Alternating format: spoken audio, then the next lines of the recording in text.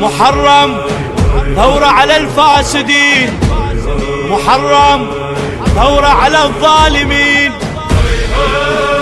الصدر مفحط الخيل ومفحط الخيالة، خيل الخيل الخيل الصدر مفحط الخيل. سيف العباس يقص الراس الصدر بيوم العاشر، سيف العباس يقص الراس الصدر بيوم العاشر.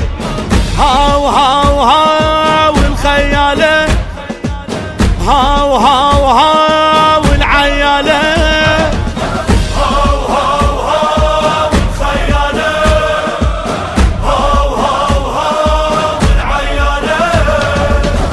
ربع حسين وصحبانه احنا ازدام الحنانة، طبع نقطع ذرعانه ربع العباس الصدرية. ابشر يا حسين وهدينه شحد اللي يوصل لسكينه، صدرية ازدام الزينه. احنا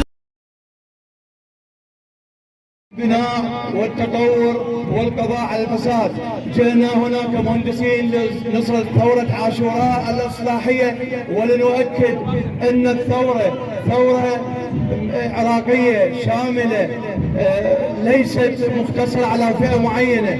وحضور هذه النخبة الطيبة من المهندسين العراقيين يؤكد على موضوعية الثورة وعلى شمولية الثورة وعلى الأهداف الصحيحة التي جاءت لتقتلع جذور الفساد.